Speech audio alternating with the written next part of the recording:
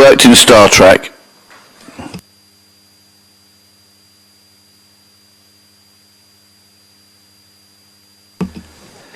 Our technological consultant, George, can you check, are we on?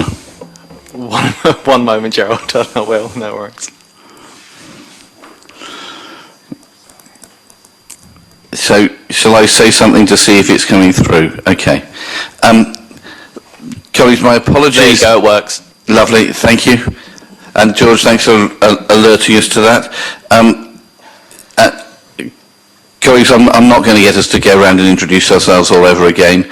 But Ian, I think if you can start the presentation on the Hampshire Minerals and Waste Plan from scratch, that would be helpful so that people know where we are. Thank you, Leader. I'm Ian Maguire, Assistant Director of Planning and Economic Growth, presenting the report from officers who have been working with Hampshire County Council, who lead in partnership to produce the Minerals and Waste Plan for the whole of Hampshire.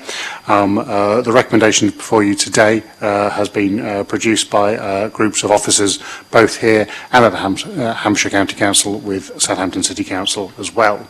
A draft update to the plan is provided in the appendix to the report. It's been updated with the change in circumstances, so a new call for sites, new forecasts and data for aggregate need and waste requirements, etc., and changes to national policy frameworks and guidance from government to reflect the change since the previous Minerals and Waste Plan. Which was October 2013, for those that are not familiar with it.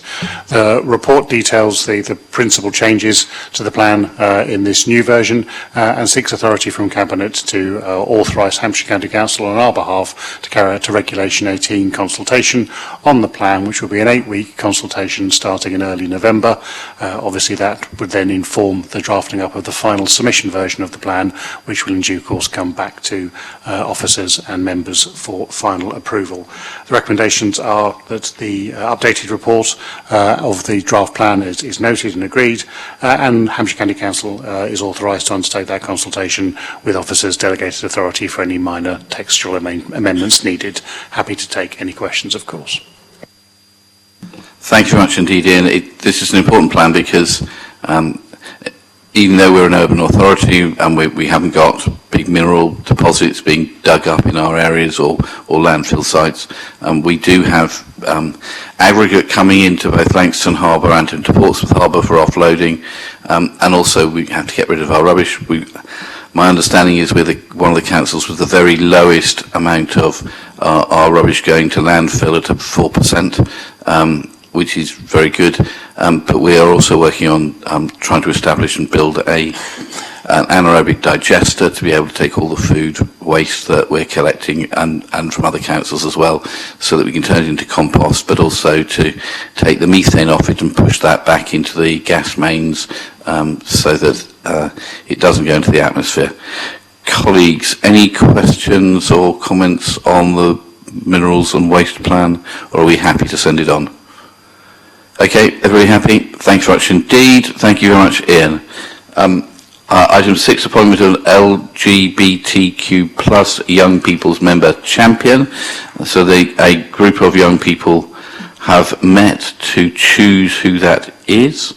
Susie Horton, would you like to update us?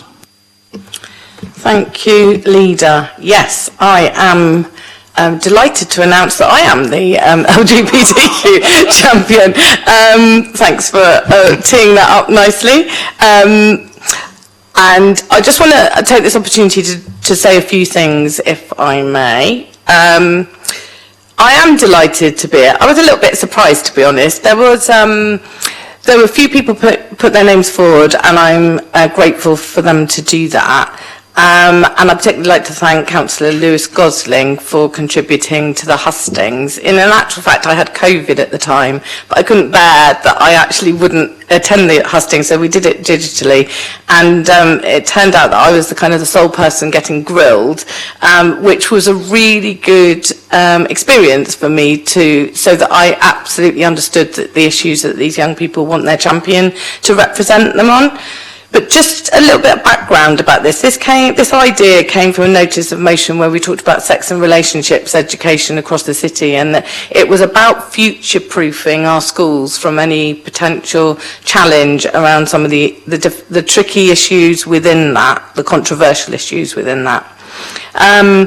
So that was where the idea came from, and actually the first LGBTQ champion was Councillor Claire Udy, and she did an amazing job at this in championing these young people, and despite COVID, doing some really creative campaigning ideas and also getting that voice out there. So what can a kind of straight old woman like me be? Well, I can be an ally, and that was the focus of what I said at my hustings. And the way I portrayed it is I've spent my entire life being committed to fighting inequalities and challenging things so that people have the freedom to be who they are. And so that hasn't changed. Maybe the focus of what I've directed that has changed, and that was my pledge to them. Since then, I've already had a meeting with some of the officers who lead on this work, and we've got some things planned. Obviously, I will visit the 3 groups that we fund, and proudly fund in this council, the For You, For Me and For Us groups. And I'm going to attend a team meeting so that we can get a plan of action. One of the things that we wanted to do was to get into schools to be able to support them in this work. And there's some very interesting research projects that our officers from the council are involved with, and I'd like to become involved in that as well. The other thing is around member training and trying to get more of our elected members behind this as a united front. We've got some training teed up with Stonewall, and I will try and promote that. And the final thing I want to say is we've just had the Member of Youth Parliament team in talking to the Cabinet about what is important to them and how their voice can be heard. And although that group is separate to some of the LGBTQ groups, they're saying the same thing. But more importantly, one of the biggest things that they want to focus on is around trans inclusion work within schools, but also mental health for young people. And we know that those things sometimes overlap. So it's very timely that this has come here. Unfortunately, they couldn't stay because they had to get back to school and college, which I absolutely approve of. No, they're not. It's half term. But they couldn't stay today, but they've got some really good ideas about moving this forward. So I'm looking forward to working with them, those young people, but also this particular group of people, and I will be the best champion I can. Thanks. I know there were 2 other councillors. There was Lewis Gosling and George Fielding, and Lewis was able to make the hustings, was he? Fortunately, no one was able to make the hustings. I did it online, but Lewis sent in a statement which was read out, but obviously couldn't be quizzed on that. So thanks to him for that. That's great, thank you. All right, colleagues, thank you. And James, I'm sure you will note Susie is there for that, and as this is an annual thing, we'll need to try to make sure that we move it forward efficiently next cycle. Okay, item 7, defibrillators in Portsmouth. Claire, David, welcome. The floor is yours. Thank you, Leader. So this report's being made in response to the resolution at full council on 15th of March this year, and we're making 3 recommendations: to update the PCC web page and continue to keep it updated, to bring in a proposed corporate policy which will review existing provision and coordinate a systematic approach going forward, and to confirm funding for installation via ward sill and maintenance via service budgets going forward. The background of the paper includes information concerning external bodies relevant, such as the British Heart Foundation's circuit website, where defibrillators can be registered to enable national tracking for placement and maintenance, and the South Central Ambulance Service Save a Life app, which means anyone with a mobile device can download this free app to find out where the nearest defibrillator is. This app is fed by information contained on the circuit. The corporate procedure provides for all defibrillators to be registered on the circuit where these are initiated by the council. The current listing has been cross-referenced with current data from South Central Ambulance to bring it up to date, and we now have a list of 92 defibrillators in the city. This list will be put on the public-facing webpage for the benefit of those without a mobile device. The corporate procedure provides that this list, publicly hosted, will be kept up to date via the Health and Safety Department via their defibrillator dedicated inbox. All 92 defibrillators have been plotted on a newly designed GIS system. This system can be made available to all officers and all members on request, and it's easy to use. And Jane, can you just press the button, as it were? That would be great. Thank you, Jane. So the system contains a number of interactive map layers, which will allow service departments and wards to spot areas of low density and identify appropriate future sites. So on the system, the green crosses, my mouse is working, yeah. The green crosses designate publicly accessible defibrillators, and they can be selected so you can see what address they're at. And similarly, the green triangles are defibrillators in buildings. All 92 are plotted, although you'll see there's quite a concentration here, so you can zoom in and then click again and find out where they are. And then if we just come out again, we've got a buffer zone that has been recommended that all defibrillators should be within 800 metres of each other as a maximum distance. You can see most of the city's covered. There are some gaps to the buffer zone up north, so again, in terms of future planning, service departments could see what assets they've got. So if we go into that area, and then we can turn on the council asset register, and then service departments can make plans in accordance with the maps. If we just turn that off and zoom out again, oops, bear with me. We've also got all the ward designations, so members can get up-to-date information.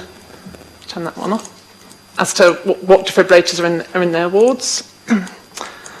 And lastly, we've also got if I turn that off, we've also got main shopping centres mapped on here, main leisure areas, and industrial centres, which again could give helpful intelligence to future mapping. So the corporate procedure outlined in Appendix 3 means that the Health and Safety Department is cited throughout the process, and they will be responsible to keep the central records on defibrillators for the Council, and we've liaised with them in preparing this report. The process also cites the Finance Manager and relevant Director at an early stage. Once a ward seal process has been followed, the procedure provides for liaison with housing for expertise in making a purchase, and then the allocation of a guardian, which means that the defibrillator will be registered on the circuit and the circuit kept updated and the defibrillator maintained. The guardian is responsible to liaise with the health and safety team throughout to keep all the information with the corporate web team and GIS team updated so that we always have the current information.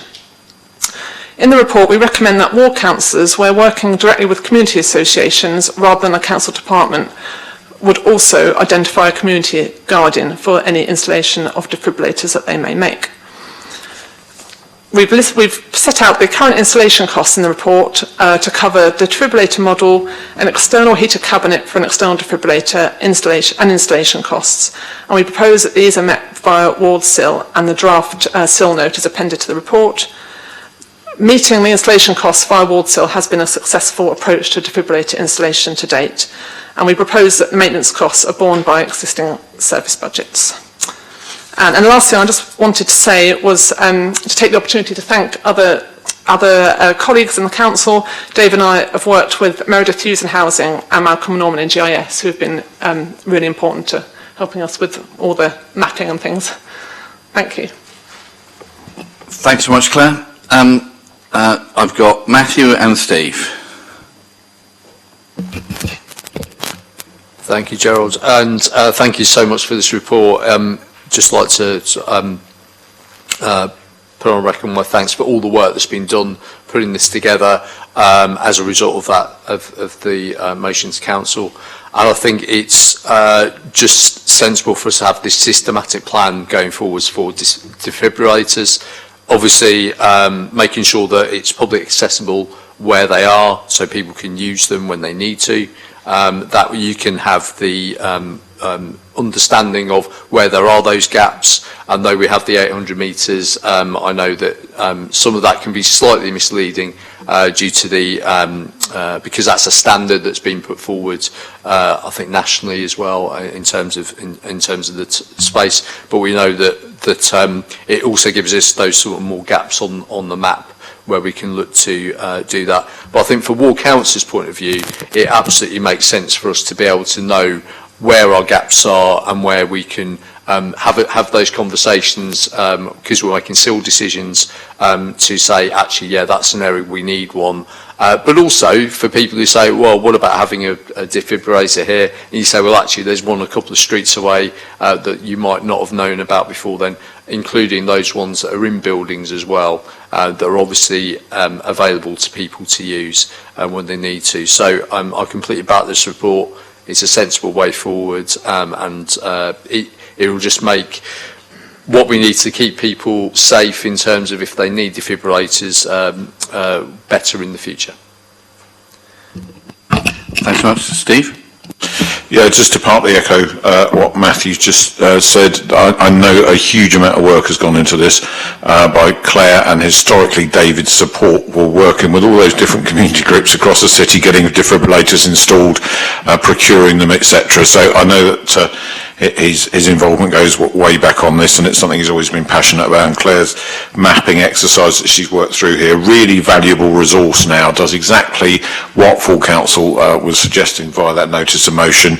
As Matt said, there's no point continually adding more and more defibrillators into areas of saturation. We need to make sure they're properly distributed across the city so that they are literally within a couple of minutes of a quick jog up the road from wherever the incident has occurred, and that's vital. I think what we do need to think about is publicising this and the existence of it, because being able to share it and the resource that's within it with community groups to inform them, because there would be nothing more depressing than a community group has sat there and thought they were doing a great thing raising money to buy a defibrillator, and they come to us and say, it's great, we've raised this money, and we say there's one 30 yards away around the corner because they just didn't know. It would, we need to make sure that we are working with the community and keeping them informed. But it's a fantastic piece of work, and if only everything the council did was that coordinated, it would be amazing. Thank you very much indeed. Anybody else? No, thanks very much indeed. Colleagues, are you happy with the report? Thank you very much indeed. Sarah, over to you and fostering. I'm Jackie. I'm Jackie Clark, Service Leader for Fostering, and I'm going to give a summary of the activity conducted by the Fostering Service as it sits within Children and Family Service. The Fostering Service is responsible for the recruitment, assessment and support of all Portsmouth's foster carers. It also provides a service to supporting special guardians. It also oversees the assessments and support of private foster carers.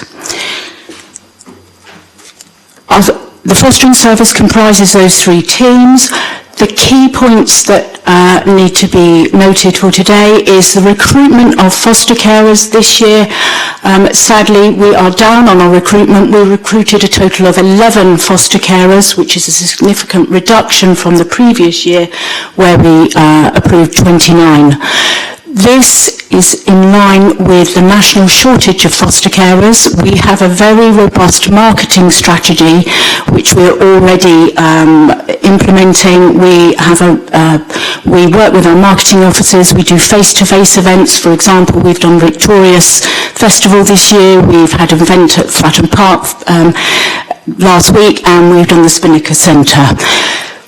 From that, we will receive inquiries. So last year we received 216 inquiries from members of the public wishing to become foster carers, and from there we then took on 26 fostering applications, and as of last year 11 of those went through to be approved, and the remainder are in assessment and are followed on to continue to be approved this year. Whilst we always look at mainstream foster carers, any child coming into care, we always work very closely with the family members, and we will identify family members who can look after those children. From that, those family members can come on to be approved as connected carers as well. Last year we approved 23 family members to look after those children, and for those children that's really important. Those carers get the same support as any other foster carer. So they have a comprehensive learning opportunities through our training programme.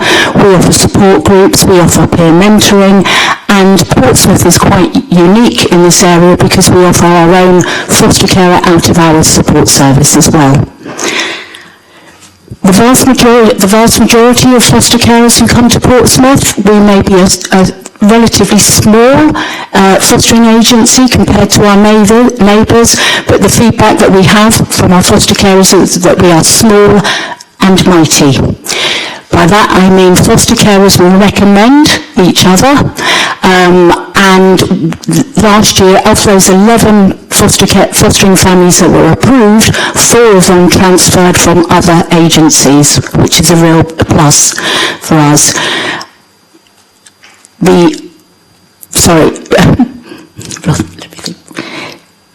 In terms of our, sorry, I just need to catch my thread.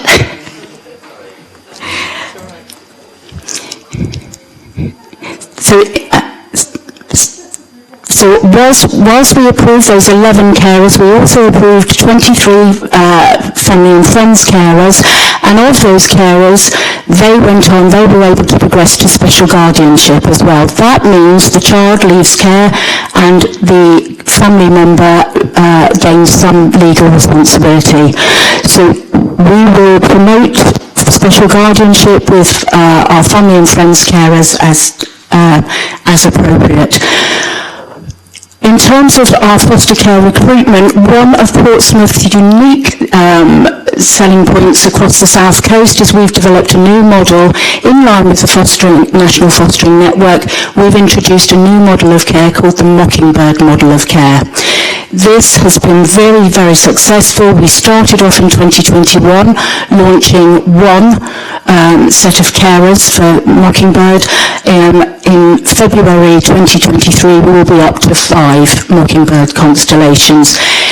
The Mockingbird model of care is based on the principle of extended family, and it takes a village to raise a child. By that I mean we identify one lead foster carer who has significant experience of working with children and working with the rest of the service, and they will lead and support and develop those relationships with up to 10 other fostering families.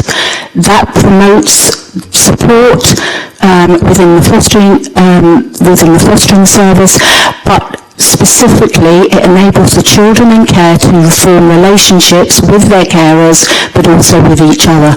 The national outcomes for Mockingbird are showing to be very positive for children in terms of outcomes in terms of relationships, education, returning to family, and there are other positives as well.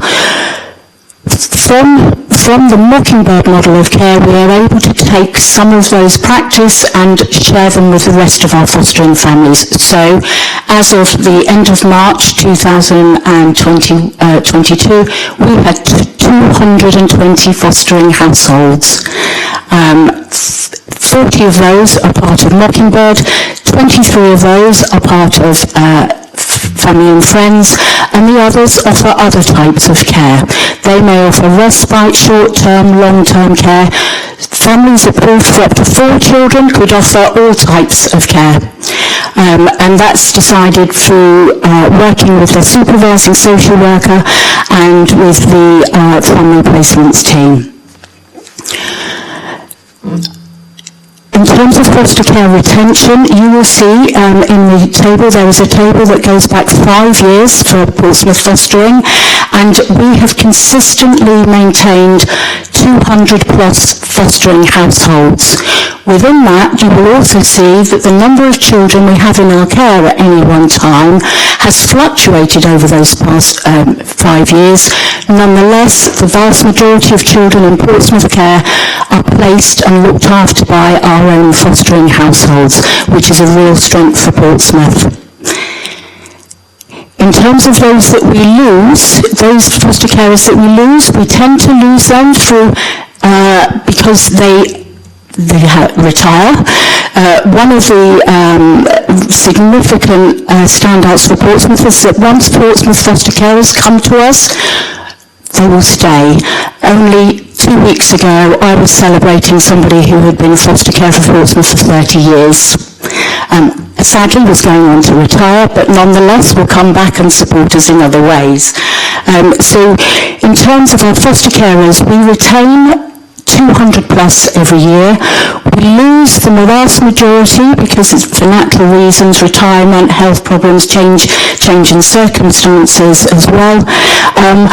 Only last year did we lose 2 fostering families due to concerns regarding their standards of care. We have a very robust safeguarding process in terms of assessing and the ongoing assessment of our foster carers. Each foster carer has to have an annual review where their suitability to foster is assessed. And as I say, only 2 last year had those approvals that went to panel, and the recommendation was deregistration. So the highlights for Portsmouth are we retain the foster carers that we have. The vast majority of children in our care go with Portsmouth fostering families. We are working hard to enable our foster carers also to look after those children beyond the age of 18 by increasing our stay and put offer to our fostering families. So this year we have seen an increase up to 27 children who were able to stay put with those foster carers. That is great news for those children and those young people.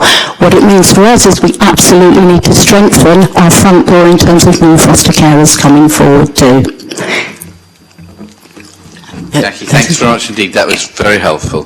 Susie. Hi, thank you, Jackie. Jackie's covered probably most of the points that I was going to raise, but I just want to say a couple of things. And Leader, you're often saying this, that there's nothing more important than this role that we do in the council. And I've always made it my business to try and attend as many of the events as possible to actually engage with the foster carers, because to deal with the situation that we've got at the moment about what is it that makes people become foster carers and how can we make more people become foster carers. They are amazing. Every single time I go there, I just think these families are incredible. These people are incredible. They're providing a really life-changing opportunities to these young people. Just this week at the one at Fratton Park, I talked to a family, and they had their own child there, and the own child was enthusing about the relationships that she'd made with these children who've lived with her during her life. But also one of them's turning 18, and so in reference to the staying put stuff, the family's saying, we're not going to let him go, he's ours now. And that whole sense of that actually there's not that cliff edge at the end of that time. So we know that demand is up, and we know that numbers are down. We know this is a national crisis. I think it's good to highlight the positive things about Portsmouth, as Jackie has done. The support is great. I went to an event last year where someone had come from somewhere else to Portsmouth because of that support, and that's a shout out to the virtual school, health partners, as well as other foster carers. Mockingbird's has been highlighted, but it is important because I think anyone who's thinking about becoming a foster carer, to know that you'd be part of a constellation of other people, so that you were part of a family already, I think from what I speak to people is a great comfort. I suppose the question is, for me, is what else can we do to increase the numbers? I mean, do we do enough around, for example, I think we do, but is the message getting out there about you don't have to be a nuclear family with a big house and a black and white kind of hallway, a checkered hallway, that we need foster carers of great diversity because the needs are diverse? Do people know that you can apply for funds, for example, to adapt your home to create another room? We've got to look at these ideas, because I think we need to see, how do we plant the seed in the right person's mind that this is something that they could do, and then take them along the journey. I know we've got some really good marketing and comms coming up. I was speaking to one of the officers the other day. There's some videos, the stories of people behind it. But I guess it's our responsibility, it's a corporate responsibility, to try and get the best foster carers for the children in our care. Thank you. Thanks, Susie. Matthew? Thank you for this report, and thank you, Susie, for what you just said. As a son of former foster carers, I know what an amazing job that foster carers do, and I completely support what Susie said about that person who is a child of foster carers themselves. It's such a I consider it a massive privilege to have been a foster brother to numerous children over the 30 years that 30 plus years that my parents fostered, and it is really a valuable thing that for the children of the foster carers as well. And I think that's something that we should always celebrate and always show as a real positive.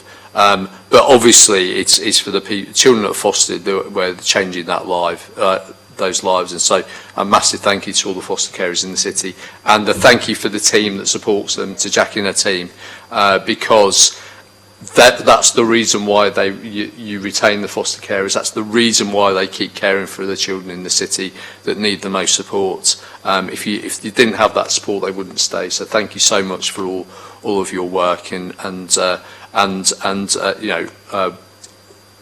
whatever we can do, I think, as that corporate priority to support and extend those numbers of carers. I think we absolutely, as an administration, completely back and support. So thank you so much. Okay, colleagues. Okay, colleagues, happy to accept the report and note our thanks to everybody involved. Thank you very much indeed. That concludes this meeting, formal meeting of the Cabinet. But can I ask Cabinet members to remain behind? We have two more quick items that we need to go through. But thank you very much, everybody.